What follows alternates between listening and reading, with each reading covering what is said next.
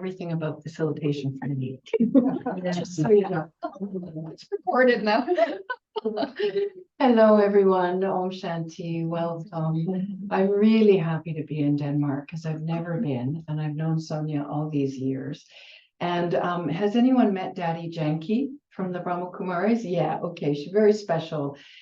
She's gone now, but she was our powerhouse, leader. And one time she saw Sonia, Lotta, and I together, and she put her hand across our cheeks gently, like cards, and she said, "Same." And I think we didn't know at that time what similarities there were between us, but my grandfather's Swedish. And I think she just saw something in us that was similar in terms of energy and style, and I don't know. Anyway, so we've been friends a long time, but it's my first time here, and it feels a lot like Halifax, where I live. I forgot to say that. Yeah, Halifax on the east coast of Canada. It's kind of temperature moody, shall I say. Like it rains, it winds, there's clouds and sun, but it's a beautiful maritime place. And I'm on an 8-week tour of Europe, which is incredible fortune because Canada's flooding right now. And here it's very lovely and nice. So I'm happy to be here. And I would really like, if I can, to welcome a new friend to me and an old friend to Halifax, Ihab, at the back. If you would just stand up and wave, please. And everybody, he's relatively new to Denmark, 5 years here from Egypt, and a very dear friend of the Halifax Meditation Center. First time stepping into a meditation center, I think, here. Yeah, okay, so maybe we'll see him again. How many are here first time? Oh, welcome. So do you know something about the Brahma Kumaris? Not a thing, really. Well, what do we do about that? I can tell them. She will tell you all about the Brahma Kumaris, okay. So the theme tonight is unity, ABC of unity. Was it the A, the B, the C, or the unity that drew you here? How many are here for the unity part? Yeah, okay. ABC? And the Judy part? Some as well, yeah, okay. I'm really interested in unity. I have been all my life, but I didn't know it was called that until I discovered it, the name unity, like a virtue. Kind of always wanted people to get along. I always wanted harmony.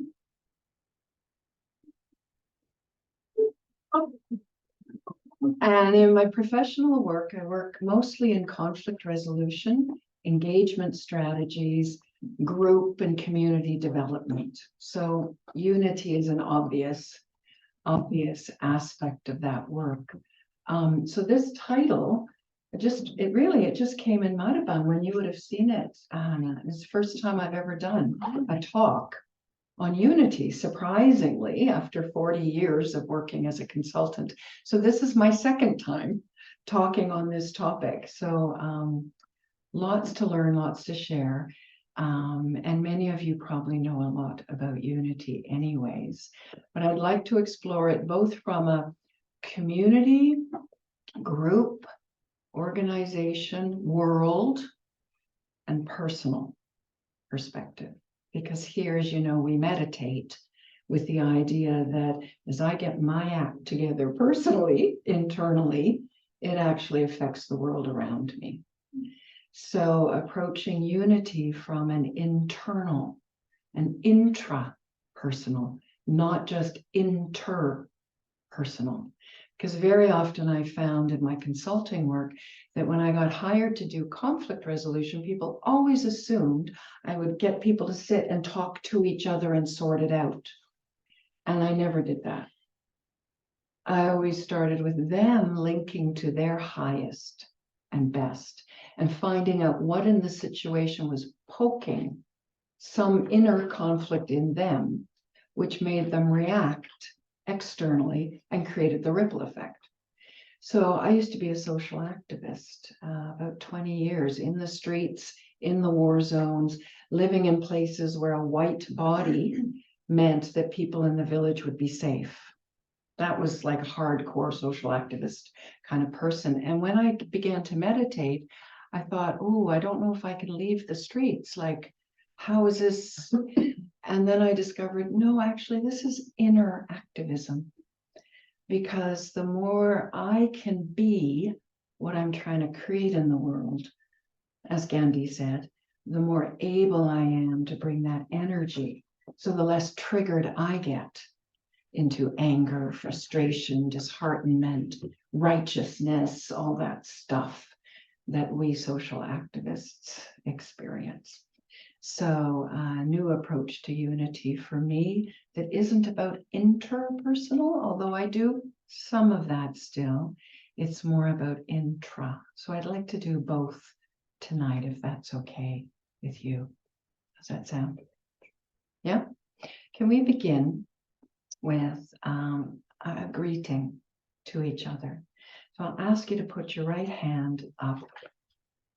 And just imagine for a moment that this hand is you, tall and straight, with dignity, at your best in the world.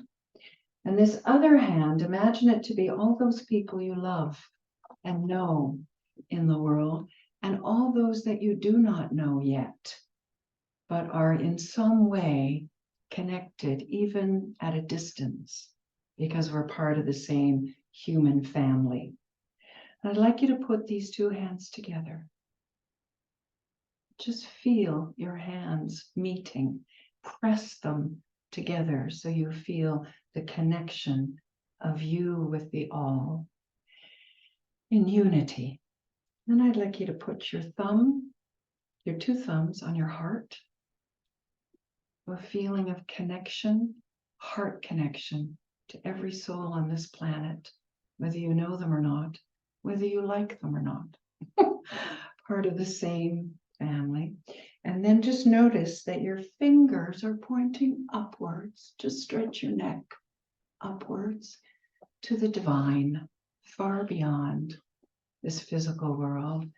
Come back down, and we'll just do a simple namaste. Namaste, which technically means the highest in me bows to the highest in you. It's a sign of deep respect. So namaste, everyone, and welcome. So ABCs of unity. I think probably the first is going to be respect, but it's not an A or a B or a C, it's an R. So we're going to have to go ABC. I'm curious for you, if we were to take the ABC and say, this is going to be our thing tonight. I didn't want to stand at a whiteboard. I'm tired of whiteboard. So I just did some coloring. So we're going to do an ABC tonight. If I were to ask you to think about, for you, based on your experience in life, what would be the A, the B, and the C that creates unity for you? So just take a moment and reflect. If you were to say, here's my three top, ways or methods or principles for creating unity, and give them an A, give them a B, give them a C name, what would they be? I'll just give you a moment in silence to think about that.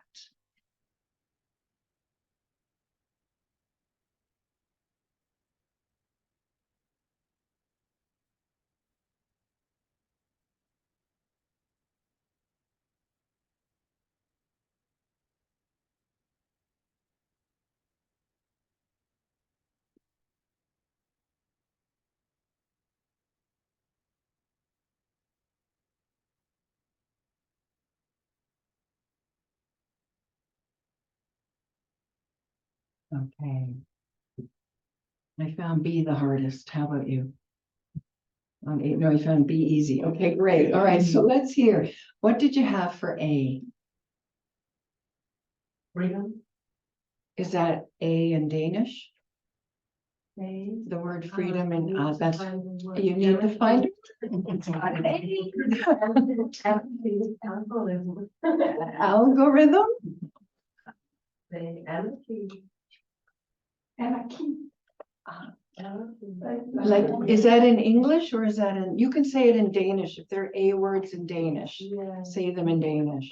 I think I misunderstood. That's okay. We're going to- Freedom's good. Freedom's Yeah. good. We love it. So that'll be our F, okay? When we go A, B, C, D, E, F. How about for others? Any A words? Go ahead. Awareness. Awareness, Acceptance. acceptance, lovely. Yes. You were gonna say acceptance? Elizabeth, you had one? No. Compassion. Compassion, could we use that for our C? For the A. We could use it, it could be number one for you, but compassion with the C. Okay. Yeah, no, that's great. I didn't say they had to have letters, did I? Okay. Yeah, you know, that's wonderful. Compassion would be definitely top of the list for sure. Other A words. The acknowledgement. Thank you. Thank you. I think on my own language, amor. Amor. Español or francés? Portuguese. Amor. Lovely. Love. Okay. Very good. Okay. B. How about for B's? Balance. Balance. So that's why it was easy for you. Good. Okay. Balance. What else? Belonging. Beautiful. Again, there might be Danish words I don't know. So thank you for joining me in your second language first. You had one for B? Beauty. Beauty. Huh. As a unifier. I think that's true. Okay. Others? Any B's? Brightness, maybe the brightness. Brightness. I had benevolence, which is a long word, but okay. And C, we'll put compassion as our first word for C. Courage. Courage. Sounds perfect. It does take courage to create unity. Yeah, very good. Anyone else with the C word? Consciousness. Consciousness, Connection. connection, Caring. care. Yeah, care, caring. Okay, well, I am going to fill these in with some other words now to add to yours, but that's a way to get us intellectually started, right? Engaged in the topic. So I'm going to start with the A, and honestly, I feel like this is the call of our time, is unity in a world where there's so much division, so much increasing polarization. In fact, it seems almost impossible to think of creating unity where there is so much diversity, so much disparity, so much polarization, fragmentation, conflict, disenfranchisement. You know, we could go on with all the negative words, right, to describe. So it's kind of a bold aim to think that unity could be created. And as a facilitator, when groups want to come together, I will also often explore at some point the difference between unanimity, we are of one spirit, one voice, and consensus, which means we can all live with it. Quite different, right? Most people strive to create unity on the basis of unanimity. We are all of one voice, one same point of view. I think that's impossible. But I do think that our hearts can be connected in a common intention. And on that basis, unity can be created.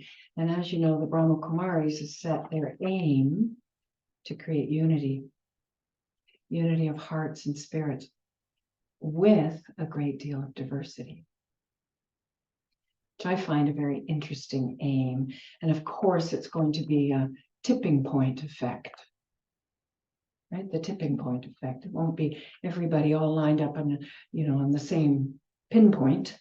It will be everybody going, we say in Canada, going roughly west, like the buffalo.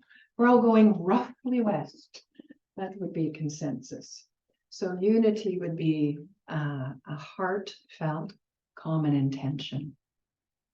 And I think what we're seeing in the world right now, all the difficulties that occur, it almost seems like more and more difficult times are needed to bring us together. Because every time a really difficult time happens, we pull together beyond race, beyond religion, beyond all the things that divide us.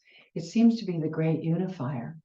And I heard a story the other day, which I'd never heard before, about a battle scene in the great Mahabharata, the Indian epic war story. And on the battle scene, you know, one side is fighting the other side. They're killing all of each other. Suddenly, Mother Nature releases this terrible downpour, like a monsoon, and the earth shakes. And it's a catastrophe, a natural catastrophe. And both sides stop fighting. And the message was, only Mother Nature has more power to override human politics and human conflict. And I thought, ooh, interesting, as we watch Mother Nature calamities be in some ways the thing that pulls us together beyond everything else. So I think it's a call of the time, unity. And I feel within the Brahma Kumaris, which is like we have centers in, I think about 10,000 centers in about 120 countries, changes every day, lots of countries, lots of centers. We are all completely different culturally, social class, education, life experience, gender choices, like everything. We couldn't be more different because we represent the whole world. And together in the Brahma Kumaris, I feel like we've got to a point where we share such a common intention that our cultural, political differences are less visible because they don't define us so much anymore. What defines us is our common interest in peace and love and harmony and acceptance and compassion and care and balance and all the things you said. So I know there's hope for the world. Makes me very happy. I didn't think there was hope, really. I guess I would have always thought somewhere there must be hope, or I wouldn't be fighting for this, you know, as an activist. But now I actually know there's hope because I see it in the Brahma Kumaris organization. And as an organizational development, I am an extreme cynic. And I discovered very quickly that the cynics inside organizations were my best allies and best friends to create unity. Because what is cynicism anyways? But a protection, an armor, defense against disappointment. So the most hopeful souls in organizations I have discovered are right now the most cynical. Because they have so much hope and it's been disappointed so many times that they wear the armor of cynicism. So for me, it's kind of like a neon sign saying, over here, I'm here. So they become, for me, the ones inside organizations that can be counted on to have so much love for unity. Counted on as allies. So, okay, shall I give us some new words for this? Okay. And I'm just going to give you these new words because they also blend the spiritual. Okay, so as a consultant, I learned very early this model. I've renamed this model, but there was a model in organizational development about group harmony and group unity. And it was basically you need these three things in equal measure. They need to be balanced in order to create unity, which is the center here. So I'm going to name these three. Should I name them all now? And yes, I should name them all now, and then we'll come back to them. So the first one is atmosphere. The second one is building the task. And the third one is calming ego. And I'll tell you those three now. We'll explore each in more detail. But the idea being that you need those in balance. Everyone, when they enter a group situation, will have individual needs. We all do. We all have diverse interests and needs when we enter a group. A group setting is the perfect place to poke every one of your insecurities, even those buried ones you didn't know you had. And the minute your insecurity is poked, what comes out? The ego defense system. So calming ego is one way, which is really about helping fulfill individual needs, the respect for the individual. We'll get into this in more detail. But these are needed in balance because many groups create a beautiful atmosphere. They're so nice to be together. They drink tea, they socialize, they talk, they have a lovely time, and they never get anything done. Like a tea party. Yeah. So that's wonderful to have that, but that alone doesn't create unity, because unity is needed to actually do something. So B is building a task together, getting something done that matters, even if it is just, meeting regularly as a social group. And we discover, I was in a book group for 20 years, and our greatest conflict was finding the night we could all meet for the next meeting. And then it was, which book will we read? So even at the simple social level, if we couldn't get the task done, we needed a system for how are we going to choose our books. Once we had our system, never any conflict. 5 recommendations each week. We voted on SurveyMonkey. We knew the next book, right? But that was the task, getting the task done. Some groups are so focused on the task that they're not a very pleasant place to be. They grind and they drive themselves to burnout, trying to accomplish the task they have set, they exist for as a group or an organization and as an individual. But they never lubricate the engine with a lovely atmosphere. So people burn out, they fall out, they leave the group, they're not interested. I'm completely committed to the task, but I don't feel very fed or nourished by the atmosphere. Do you ever belong to any of these groups? Yeah? In your workplace, if there is only one, there is no balance. And like a tricycle, you need all 3 in order to move forward. So this is the overall theory of the ABC, but let's explore them in a bit more detail. Make sense? Pretty simple, right? But let's explore how to do these, okay? We're going to begin with atmosphere.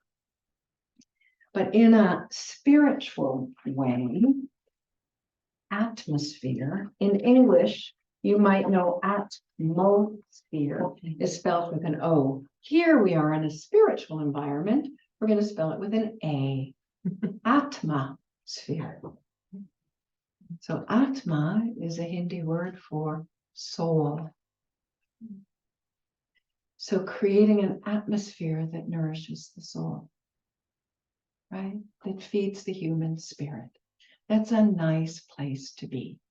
A place where I feel safe to take risks, to make mistakes, to learn, right? I'm safe to be me, whoever that is, even if I don't know exactly who I am myself. I know that the atmosphere at this place makes me feel like it's okay to be me, whoever I am. So atmosphere, how do we do that? In the worldly sense, it's all those kind actions. We bring cookies on Friday.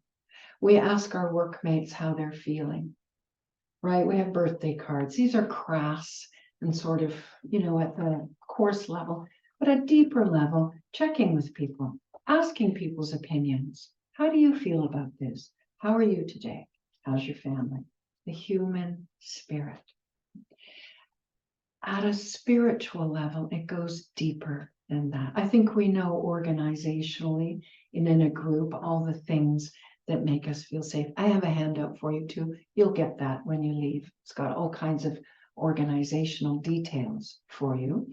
And I'll give mine to you, Ihab, if you don't have, or send you via WhatsApp, okay, so you can have that too. But at a soul level, as one who creates an atmosphere for others, whether I'm a leader of the group or I'm leading within the group, I need to be able to sustain my inner atmosphere. For me to bring that atmosphere. Otherwise, I get fed up, right? Enough taking care of everybody else. I'm fed up. Who's taking care of me? Well, actually, I have to take care of me. So I have to feed my soul, right? So I would like to begin with a little meditation so that we can understand how to create an atmosphere that sustains the spirit. Is that okay? All right. So, but this meditation requires a piece of paper. Hopefully you all have a piece of paper and a pen. And I might need a piece of paper and a pen up here also if I can, Sonia. Yeah. I have pen. I just need paper. Thank you so much. Great. Okay. So on this piece of paper you're about to get, I'm going to ask you to divide the page in half, top and bottom. And we're going to have a beautiful nature meditation. So we're going to start with that. This is going to be a visualization. Sometimes it's the fastest way to meditate for those who have never meditated before. A very lovely, easy, fast way, okay? So on the top of the page, I'm going to ask you to draw, to select something you love in nature. So something, just one thing, not all of nature. Most of us love nature, right? I'm going to ask you to pick one thing. And I'm going to ask you to draw it. It doesn't have to be a good drawing, but a drawing. And so I'm going to draw a tulip because I love flowers, but I especially love tulips. Here you go. You take this. Pen? Okay. Great. So just draw on the top of your page something you love from nature. It could be the sea, tree, mountain, could be an animal, river. Just one thing from within nature that you love. And the drawing is really just for you. It can be a bad drawing. That's okay.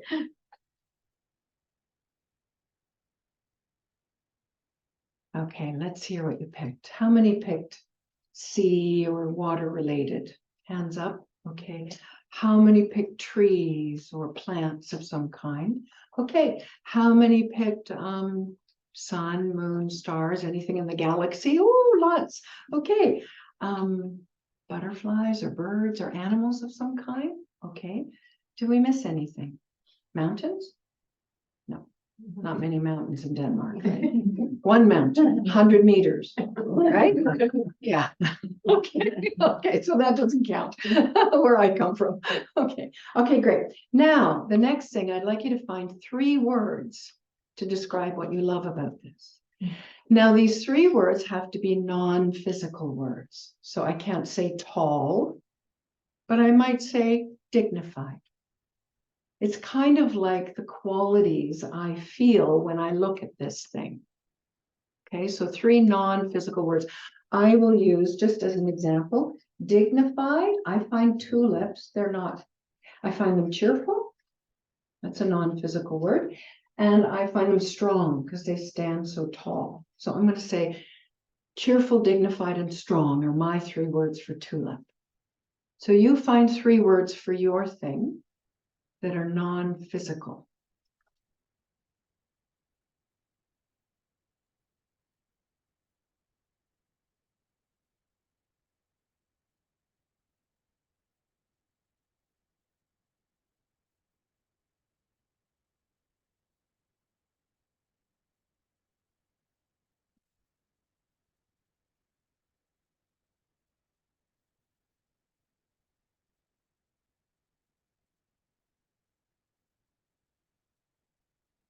So where the ocean is vast, and that's a physical word, you might say powerful or unlimited, right? You have to find these words. Okay, so I'd like you to check, just turn and face somebody who's sitting close by to you and just check your 3 words with them and make sure they're non-physical. Okay, so just share with the person sitting next to you and get some help if you can't find a word.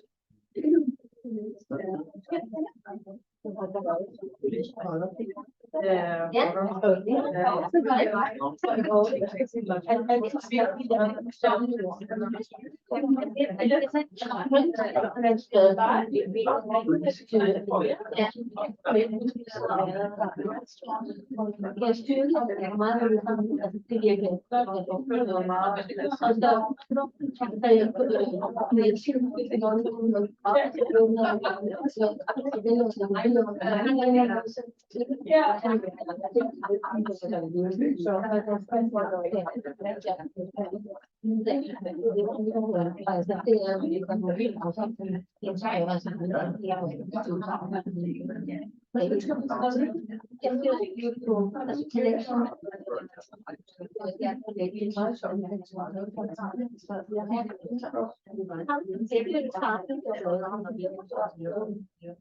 Okay,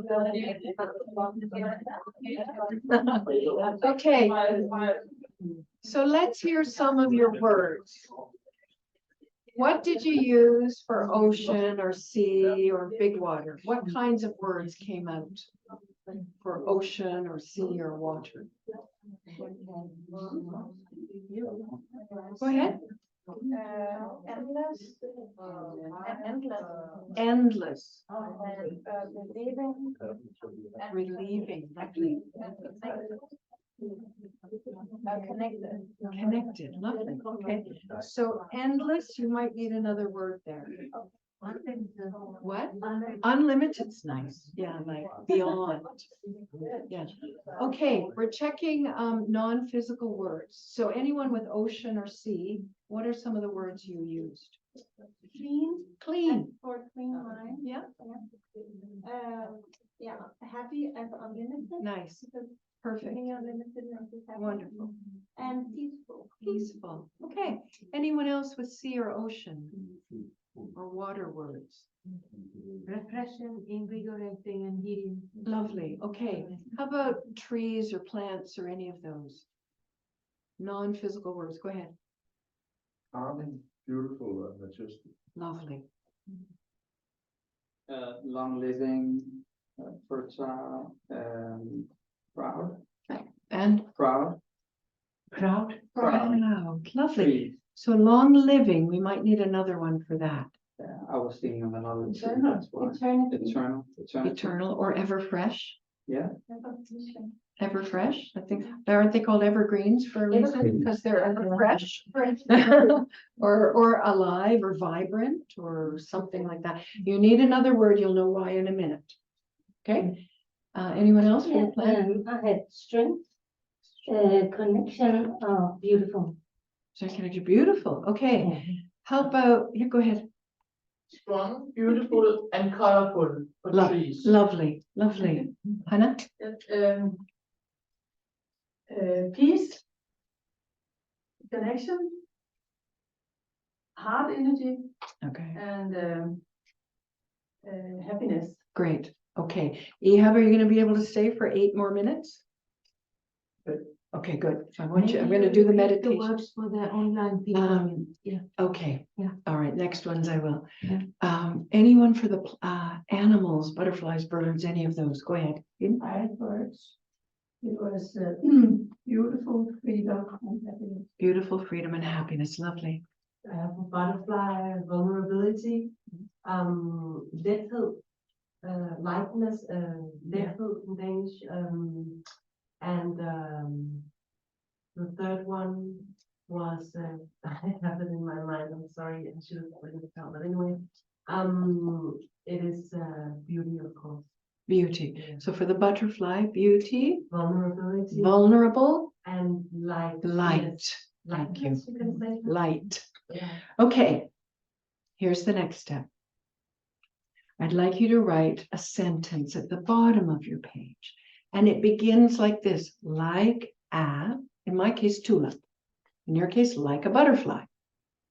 Like an ocean or the sea. You have to make it grammar. Like a plant, like a tree, like a whatever. Write the sentence like a, and put your thing of nature. I am. And I'd like you to write your 3 words to end that sentence. So like a tulip, in my case, I am dignified, cheerful, and strong. Okay, so in your case, like a butterfly, I am vulnerable, light, and beautiful. So make the grammar work, okay? Dignified, cheerful.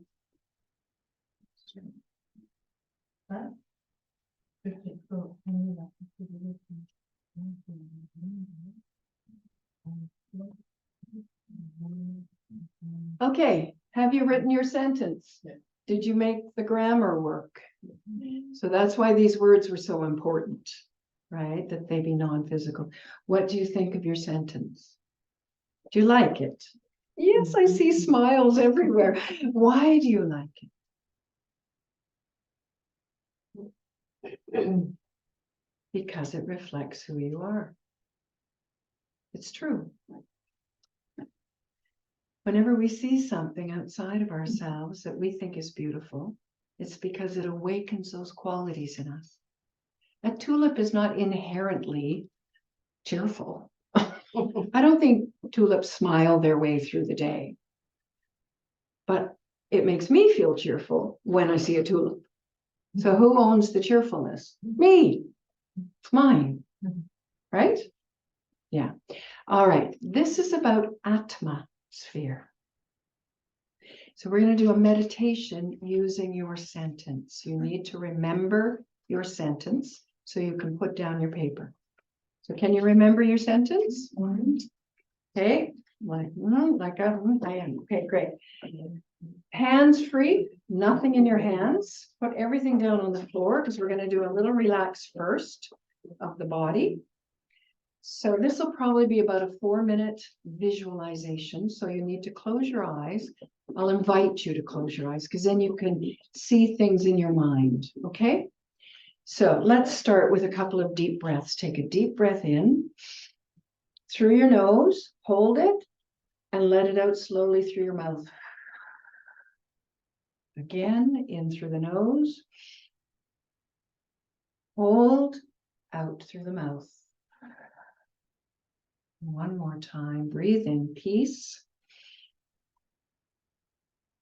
and release into peace. Just become aware of the chair beneath you, the floor beneath you, the room that we're sitting in, and become aware of your body. I'd like you to wiggle your toes, move your feet just a little bit, and then allow them to relax. So the feet are relaxed. I'd like you to tighten all of the muscles in your legs, top and bottom of your legs. Just tighten them. Hold them tight and then release. Just let energy flow through your legs as they relax. Bring your awareness to your tummy. Pull your tummy in and release. In and release. In and release. A gentle massage for your organs. Allow your tummy just to relax. Now be aware of the spine, your backbone against the chair. And follow it all the way up to your neck. I'd like you to move your neck just a little bit. Release any tension in your neck. And then just allow your neck to be upright so you feel dignified but relaxed. Release any tension in your jaw. And now I'd like you to pull your shoulders up to your ears, tighten your hands and all the muscles in your arms, hold it tight, and then release. And allow all the tension from your shoulders to flow down your arms and out your fingertips. Gone. Just for the next 30 seconds, experience what it's like to be in a body that's relaxed. Your body's relaxed. Gentle breathing. Feel the breath coming in through your nose. I'd like you to concentrate your awareness now on your heart. And see if you can hear your own heartbeat.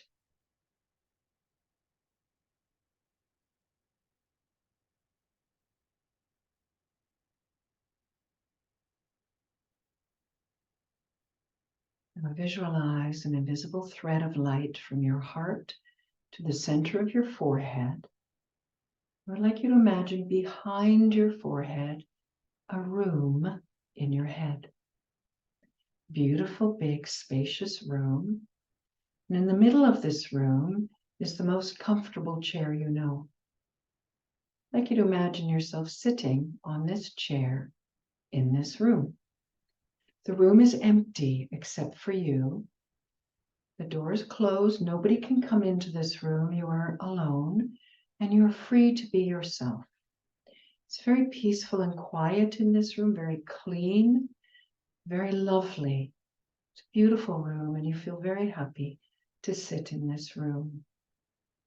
In front of what you're here, on the side of the room are two speakers where your ears are. And right now you're hearing my voice come into this room in your head through the speakers, which are the ears. And in front of you, at the back of the eyelids that are closed, I'd like you to imagine a big movie screen. And on this movie screen, right in front of you, right now, is that beautiful thing you love in nature. See it in front of you now. The birds, the trees, the ocean, butterflies, whatever you selected. See it in front of you now. See its color, shape, texture, size. Perhaps there's a fragrance. Maybe there's a sound. Maybe there's a splash or something that touches you. But just see it in all its beauty right now as you visualize it on the screen of your mind. And now I'd like you to remember your sentence and say it inside your mind, silently to yourself, like I am. Say that to yourself now.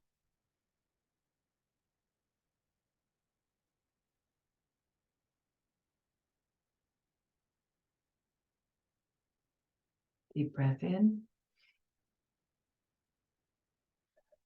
And now one more time, say your sentence to yourself again, a little more slowly this time. See if you can experience it. So like I am again.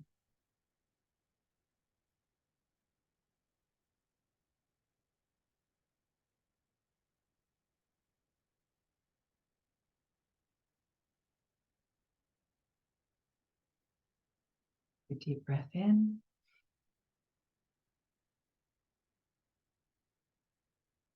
Now one final time. Like I am, say to yourself one final time slowly, now.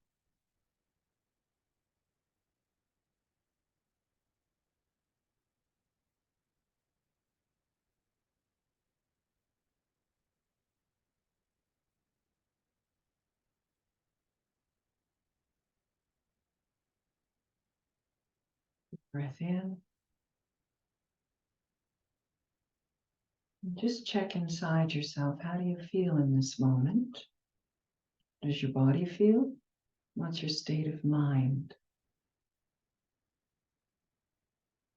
And then very slowly, I'm going to ask you to open your eyes so you see first your own body and the floor or chair in front of you.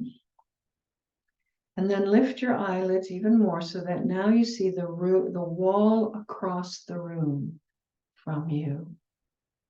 And as you look at the wall in front of you, I'll ask you to be aware of the room in your head and the energy you just created in your inner space.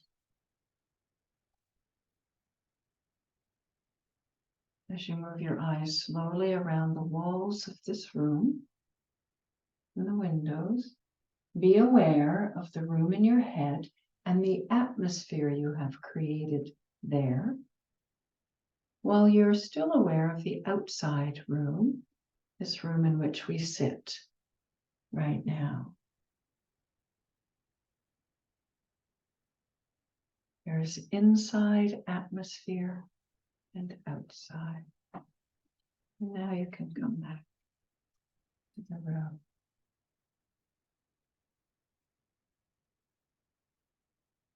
So before we say any words, could you write down at the very middle of a new page 3 words to describe the feeling inside right now from that exercise?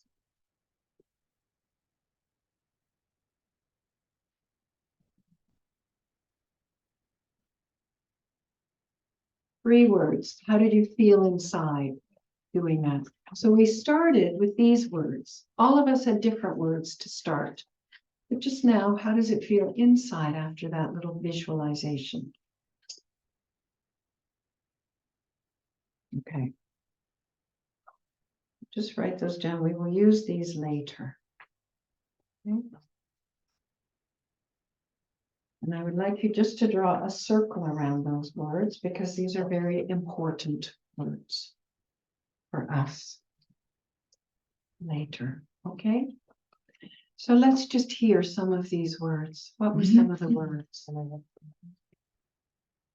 Lightness. Lightness. Loving. Loving. Loving. Peaceful. Peaceful. Focused. Focused. Very concentrated energy. Focused and deep. Yeah. So you just created an inner atmosphere by using your awareness to create energy inside your mind. That energy in your mind is like an attitude. People can feel your attitude. Right now, your attitude is beautiful, isn't it? Right? Yeah. That's how we create the A for unity. We create an inner atmosphere that's beautiful, loving, peaceful, etc. And we take that with us into any group, any meeting, any community. This is the A, the atmosphere of the ABCs of unity. Got it? Starts inside the self, and then it comes out to other. In every situation for the A's, the B's, and the C's, the thing that will create unity is, and when we access our own love, we feel good inside, and that good feeling we bring out to the world. So L is listen and understand others with a pure intention. O is open to learn from everyone. This creates an atmosphere, right? V, value everyone as unique and special. Even if I don't like them, they're still unique and special, right? I can value them and not like them, right? And embody virtues in action. So love creates a wonderful atmosphere in any group, creates unity. Shall we do B? We'll go faster for the next ones. A was really important that we get that one right. You with me? Yeah. Okay? All right. We're going to go on to B. And B is about building the task. We're doing things together. Any group that wants to achieve something, and even in the world, we want to create harmony in the world, right? But also inside of me. These are all the actions in a group that help move the task forward, that help us achieve what we want to achieve, right? What does that?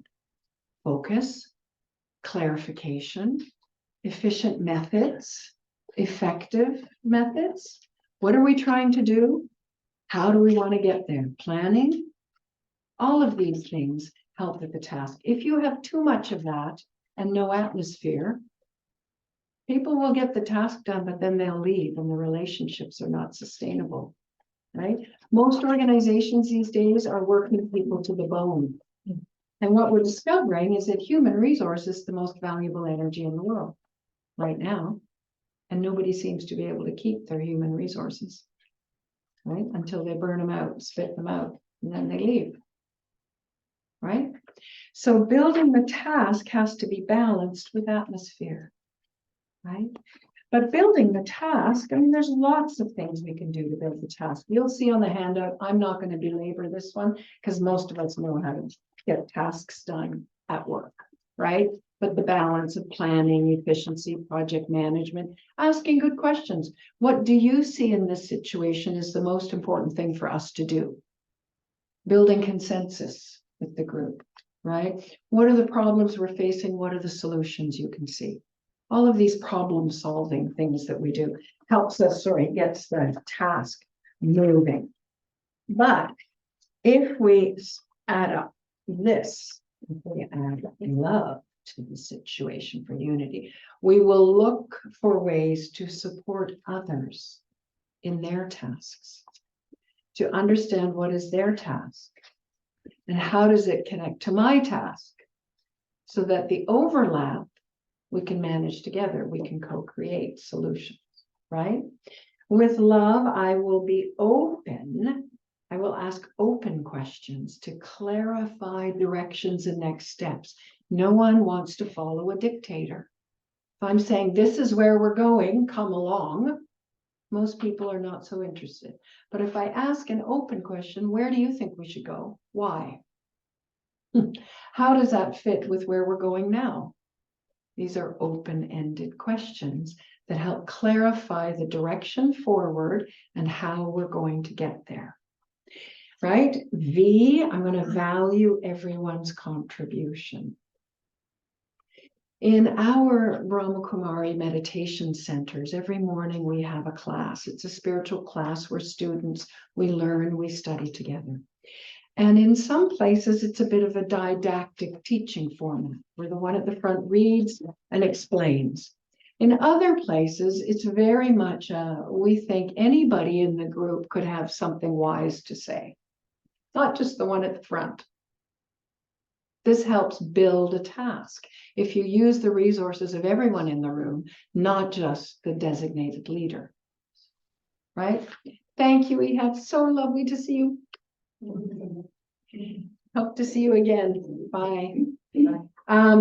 Value everyone's contribution. And E in this case would be express accuracy in action. The number one killer of effective teams when it comes to a task is waste. Waste energy, running around in circles, duplicating energy. That's why Kaizen and the ISO movement was so big in the 90s. If anyone lived through that, did anyone live through the Kaizen ISO phase of that? We have to improve productivity by reducing waste.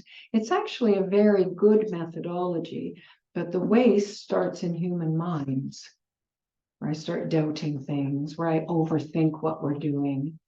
At a personal level, building a task for myself, keeping myself on task. Am I harsh with myself, or am I loving myself to stay on task, right? Do I know what's most important to me? Then I don't waste energy in useless tasks, right? Lots of us are running around doing a million things.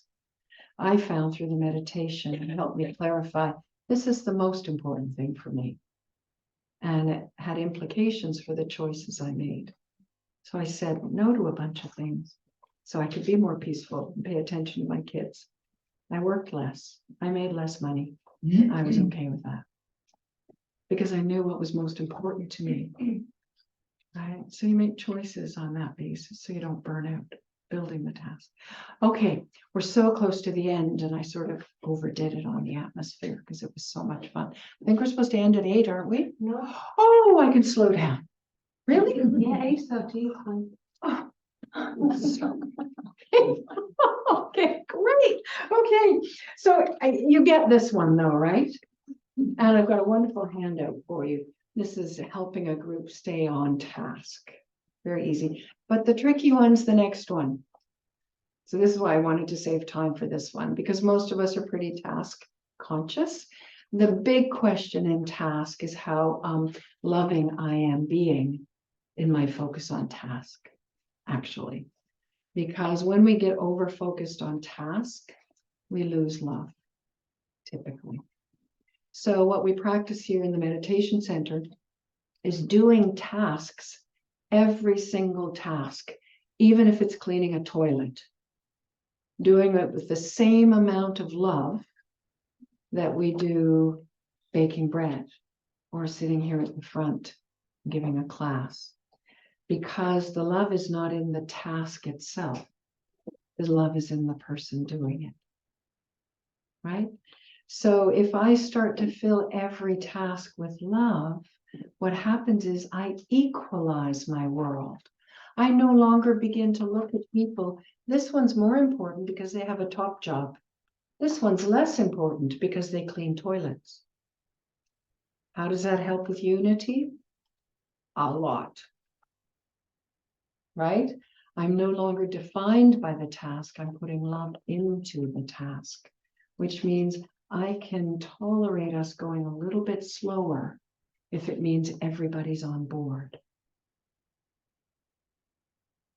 Yeah, makes sense? In fact, what's that African saying? I'm sure you've heard it before. If you want to go fast, go alone, travel alone. And if you want to go far, travel with many. We consider this to be a bit of a marathon that we're on as meditators and as a social movement, the Brahma Kumaris. This is a marathon to create unity in the world, to create peace in the world. It begins one person at a time, one thought at a time, and it catches. It's like a contagion. We grow it. But that means many are needed, right? Because sometimes one of us gets tired. It's okay, the others are carrying the torch, right? We can take turns. So you really, the biggest of tasks need the most cooperation. So therefore love. Okay, clear on that one? Okay. Oh, now for the hard one. Okay, now for the hard one. Remember what C stands for? Calming ego.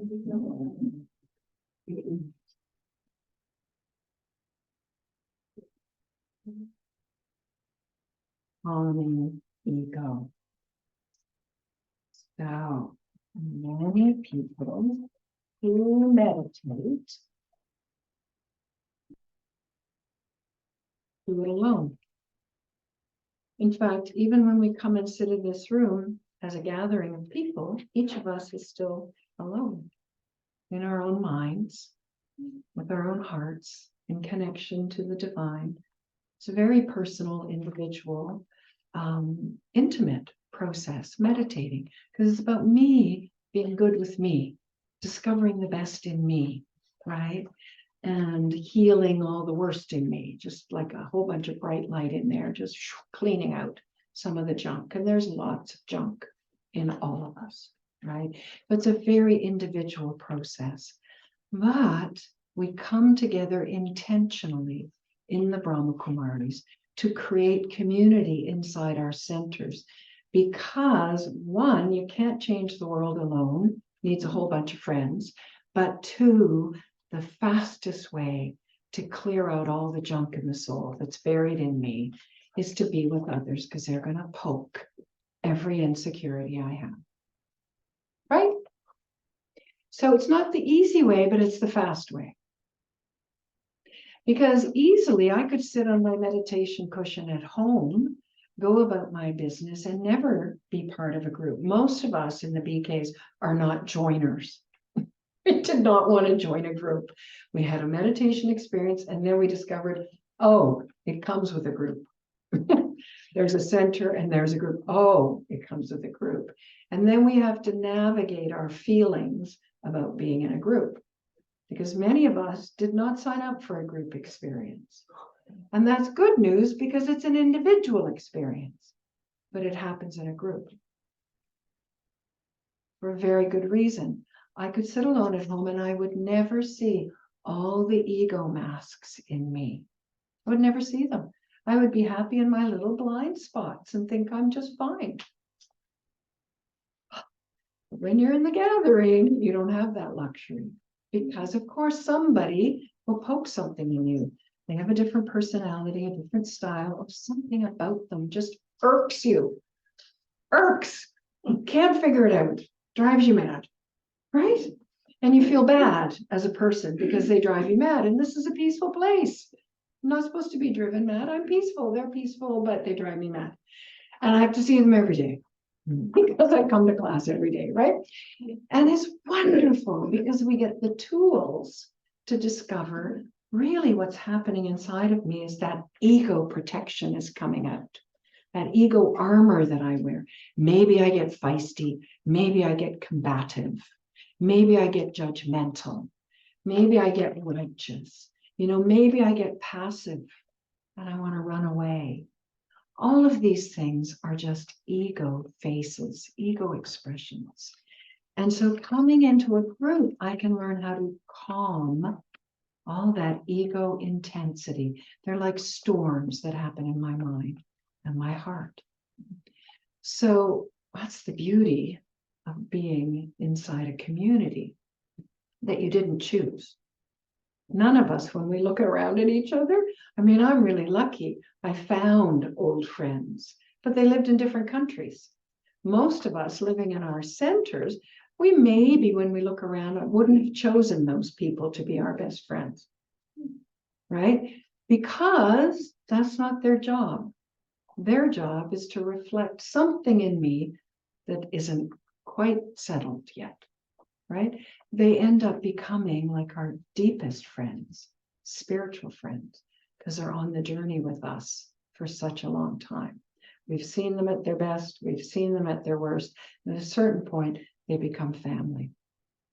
That's very sweet. They don't start as family, not in the West. In the West, they start, in India, they always start as family, but in the West, they start as a learning community, a place where I can learn. And then over time, heart connections are there. We just shared so much on the journey that it begins to feel like family, definitely community. So I'm going to give you the 4 classic ways that ego gets poked inside of groups. These are the 4 ways that threaten to destroy unity. Because you can't create unity with ego. Ego just bashes each other. Egos just crash. They fight or they submit. We don't want that. That's not true unity. That's passivity, right? Or dominance. So here's the 4 ways, and I'm going to ask you to pick which of the 4 or which 2 of the 4 are most the ways that you get poked in a group setting. Because these are the 2 insecurities that you can learn to calm, so that you can contribute to unity in a group. So your atmosphere stays peaceful and beautiful and all those things. Okay, here we go. Here's the first one. First one is identity and belonging. I come into a group, the first thing we do, they call it ritual sniffing, like dogs do. We sniff the perimeter, see who's here. We just naturally do that. When we first come into a group, we check to see who's who, what are they like, who's the leader, how does this group operate? But mostly what we do is, will I belong? Will they like me? Will they not like me? Will they see how vulnerable and insecure I am? It's a very anxious time when we enter a group because we've all had mixed experiences with groups. And we're quite aware that our vulnerabilities can be seen in a group setting. So if we're introverts, we tend to be more introverted. And if we're extroverts, we become annoyingly gregarious. You know who you are. Yeah, like over friendly. Yeah. Okay, so the first challenge is, who am I and do I belong here? Do I have an identity in this group? Do I have a place? Do I have a role? Will I be valued? Will I be able to be me in this gathering? That's the first one. And at any sign or feeling that I can't be me, my identity is being challenged. Who I am, I might not be safe to be here. Ego, all the ego defenses come out. What was it called? Identity? Sniffing? Identity and belonging. What was the sniffing word? identity and belonging. Oh, I'm on number 1. There's 4 of these. but there was something with this dog sniffing. Oh, yeah, ritual sniffing. Rituals. That's what dogs do, right? We come into a gathering and we're not doing it with our noses, of course, but intuitively we're sizing up the group and see, will I fit? Will I be okay here? It's very natural. We need to do that to protect ourselves, right? But let's say somebody says something a bit judgmental instantly. But that's like my family they're talking about. Suddenly I have a bit of a crisis around my identity. I don't think I can belong here. So I either get defensive and aggressive, or I just get passive, or I leave. But if I've discovered this is my place and I want to stay here, then I'm going to have to deal with it. Okay. So second one, power and control. Who's leading? How are they leading? Do I still feel that I have some power and influence in this group? Or am I being kind of expected to submit, to surrender, to just follow like a sheep? None of us like that. So power and control, that is one of the individual needs that gets poked, and then I feel insecure and the ego comes up. Maybe I'll do battle with the designated leader. Maybe I will tell stories and criticize them behind the scenes, right? This is ego playing out. Maybe I'll become a gossip and I'll, make a little clique of friends because I need to feel comfortable somewhere. But of course, it disunifies the group, divides the group, right? Every time ego comes out, it will divide the group, right? Clear on that one? Power control is the second one. Okay, third one, individual needs. So I need a little space. I need maybe to go a bit slower. I need a break now. My body isn't so comfortable in these chairs. I need like a special chair. I need. Each of us has individual needs. Not all of us trust when we enter a group situation that my needs will be respected, that I will be cared for. In fact, we might even assume nobody's going to take care of me, but I have to take care of myself. So this is a care and compassion one. We enter groups with individual needs, and we're not so sure that our individual needs will be, that the group will even care that I need something special, okay? So if that gets poked and I feel insecure, then again, ego comes in. And maybe all the same behavior patterns. I either turn into a shark and I get all aggressive, or I turn into a fox and I get cagey and plan and do all kinds of funny manipulative things, or I become like a turtle and I just withdraw, even though I come every day. I don't speak to anybody, I don't talk to anybody, and I leave, right? Or I become like a teddy bear and I run around trying to make everyone else happy because I'm not happy. Yep. Those are all the ego different. Okay. And the last one is acceptance and intimacy. This one's interesting. In groups, most of us haven't grown up with healthy boundaries in our families. We've either given too much of ourselves or we haven't given anything. We've decided we're going to stay far from people, or we overlap with people and invade their space. So this is the intimacy. We don't really know what is a healthy and natural, respectful space between me and another person. So when I enter a group, I can either be too familiar and I'm being part of everybody's business all the time, or I might be a little bit distant, a little bit detached in the wrong way. Like I don't really want to get close to anybody here. So my boundary, I can't quite find the right boundary. What's the right sort of distance between me and others so that I feel safe, but so that others also feel safe in my presence. They don't feel invaded by me, but they also feel cared for by me. Anthony Strano, who many of us know, he used to call it respectful space, which I love.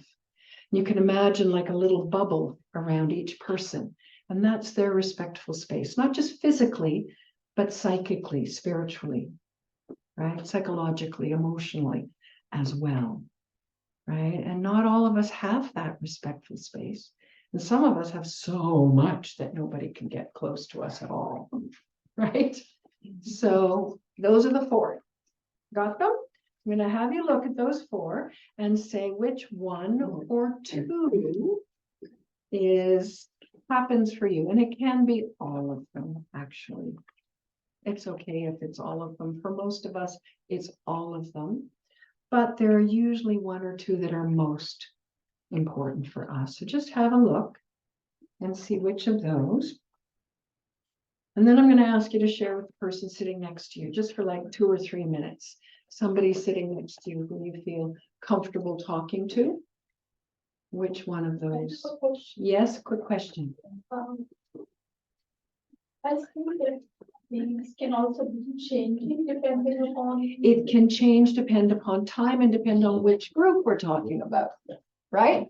Definitely. So just share anything for you that you've discovered by doing this exercise, okay? Yeah, very good. It can be different in different groups, different settings. Okay. We'll just share any discovery. Identity and belonging. Can I be identity and belonging? Can I be who I am? Oh, acceptance and intimacy.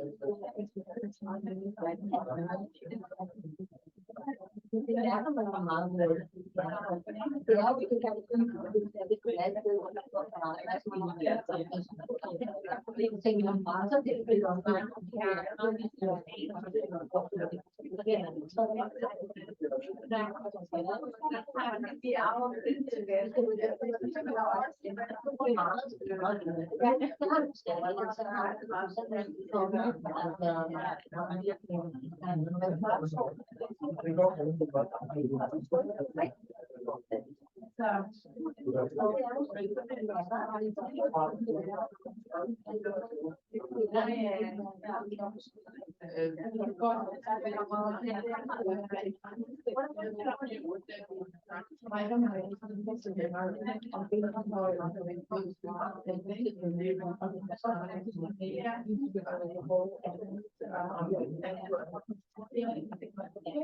welcome back, everyone. Welcome back. I think you could probably talk a little more on this subject, right? Could you? Easily, yeah. Okay.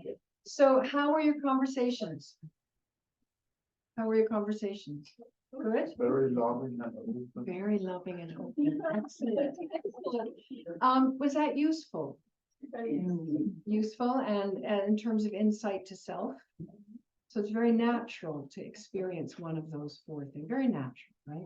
So what we want to learn to do is to calm the ego. It's going to come up. It's going to come up if I feel insecure in some way. If one of those four things is challenged, it's going to come up. Fine, no problem. It's going to come up. But can I calm it? The only way to calm ego is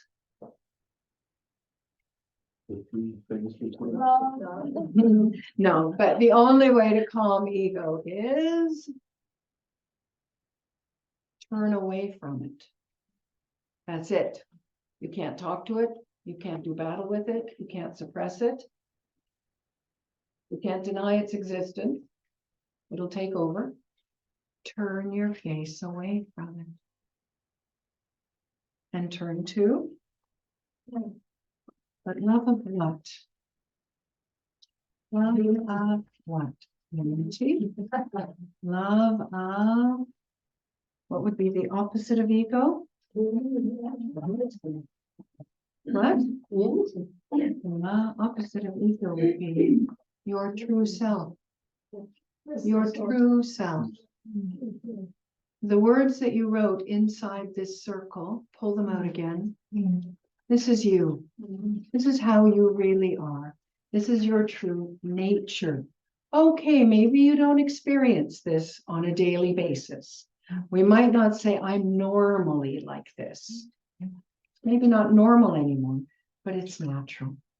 That's why we want to return to it, because this is our natural state.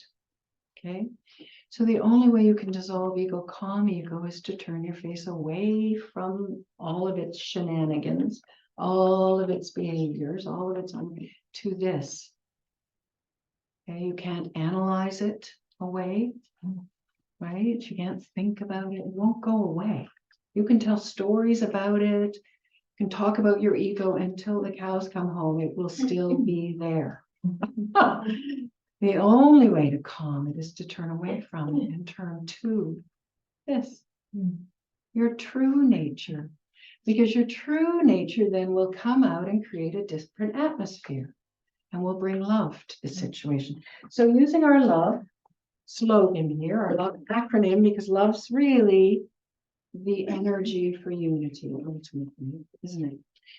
Using the L, listen to your own deep inner voice. Your inner voice is more accurate than ego. Ego is always a surface voice. It's noisy, it's loud, it's chaotic, it takes over your mind. That's ego. But when you L, listen to your deep inner voice, you will come back to your own natural state, right? O, if we use O, open to touchings, signals. Anyone here who's connected to God, to the divine, through meditation, through prayer, in any way, there's always signals. There's always things that can come. So stay open to those. And also open to signals in the drama. Things happen that help us right ourselves and come back. Don't pay attention to the other stuff that reinforces ego's righteousness. I'm right after all. Not helpful. Not helpful for unity, okay? Value your own self journey. Wherever you are in your journey, however much ego shows up for you, Value that you're on a journey. None of us are perfect yet. Right? Oh, thank you. So we're all, we're works in progress and we're making our best effort. And in fact, the basis of my self-respect is that I'm making effort every day. I'm trying to be my best. I might fail 20 times out of 40, but I'm still trying. Wow, nothing could be worthy of self-respect than that. To me, I'm still trying, right? Yeah, okay. And the last one, E, embrace my natural state. Embrace those qualities I just wrote down as my best friend. This is my best and eternal self. Embrace it. Okay, maybe not physically like this, but in your mind. Okay, so using our LOVE acronym, that's it. Now, I have one last exercise before we get our totally and our sweets, whatever we get today, because we always get something. This is going to be a self-management strategy for you. This is your natural state. I'm going to ask you to draw something on this piece of paper. I'm going to ask you to think about what is the trigger that pulls you out of. Imagine that this is a circle of protection around you, your core, original, eternal, beautiful, natural state of being. Draw a circle of protection around it. If you've got a circle there, reinforce it, strengthen it, make it stronger, brighter, and bolder, because you want to protect. This is the only way to calm ego, is to protect your inner, natural, beautiful state. Okay? These qualities and so many more. Just these you felt today. Okay? So I'm going to ask you to draw an arrow. And just think about, and I'm not going to ask you what triggers, we've already been there. I'm going to ask you, what's the first signal, first clue, first indicator that ego's got you, that you've stepped outside of your natural state of being? So how do you know you're no longer here? What's your first signal? So for some of us, it's I get a little irritable. For some, and I want you to catch it at the most subtle level, not like I blew up and yelled at somebody. Like before that happened, go back a little bit, was there a little irritability? Are you finding yourself a little restless? Are you finding yourself a little discontent? Are you starting to get a bit critical of others or yourself? Are you getting impatient? Are you just tired? Like feel like you want to give up? What is for you? We're all different. What is for you the first evidence that I've stepped away from this beautiful? Actually, I think it's from what I learned once. Take a deep breath. So when I start taking a deep breath, someone is annoying. So you're annoyed first. Your deep breath will be the next arrow. No. We'll get to that. Oh, in the deep breath, I take the deep breath because I'm annoyed. Right. So annoyed is your first clue, but the breath you do instinctively. So you've trained yourself well. Go ahead. What's your first? Analyzing. Analyzing, overthinking. That's your first clue. Excellent. You can share if you like, but you don't have to. Write down, Hannah. Sadness. Lovely. Well, it's not lovely, but it's good that you know. It's good that you know. When I get calm, I know that I made Something's something off. by myself. Yeah. Good. I recognize a lot of those that you mentioned, but I would say worry. Worry. I think worrying. I start to See, it's good to know. ruminate. It's good to know our indicator, because that's like a wake-up call. Wake up call, wake up call. I've stepped away. I've stepped out of my circle. Irritable. That's a pretty common one these days. Yep. Okay. So now I want you to write another arrow, but back inside the circle. An arrow that goes back in. We want to step back inside that circle. I want to be in my best state, right? This is going to contribute to unity. I will feel internally unified better, but I will contribute to unity if I come back to this state. What is the first thing you have to say to yourself to come back to this state? Might be like a mantra. If you don't have one, now's a good time to get one, to make one up. But some of us, we say, this will pass, or I'm okay, or everybody's doing their best, or whatever you say to yourself. But I'm okay, I'll get through this. You know, I'm doing my best. Whatever you say to yourself, but what is the first thought, or maybe the most reliable thought to take you back to your best self, best state? And write that down. Write that down, because that's very important. You have that and you know how to use it.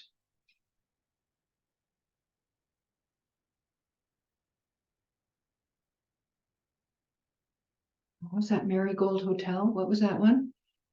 It'll be okay in the end. If it's not okay, it's not the end. Remember that one? Did anyone see the Marigold Hotel? That wasn't that it? He said, oh, it'll all be okay in the end. And if it's not okay now, it's not the end. Yeah, that one works for me. It'll be okay in the end. Okay. And then your last one. This is your last arrow in. And this is a daily practice. Something you must do every day to keep yourself connected to this beautiful atmosphere inside of you. So for some, it's meditation. For some, it's I gotta walk the dog every morning by myself. For some, it's a cup of tea at 4 p.m. after work.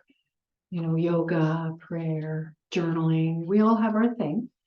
But what is one practice that you know you must do daily in order to stay connected to this atmosphere, connected to your soul state? And write it down.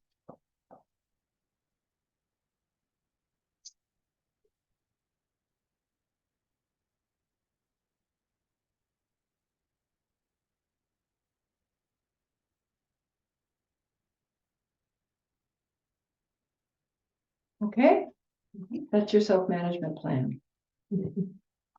So our ABCs of unity are, don't look at your notes. A is, oh, I have to look at your notes. A, atmosphere, creating an atmosphere that comes from your beautiful inside, right? B, building the task. Yeah, do it with love, right? And C, because ego will destroy unity at every chance, right? ABC of unity. Okay? So question, and then I think maybe a moment even just of silence together.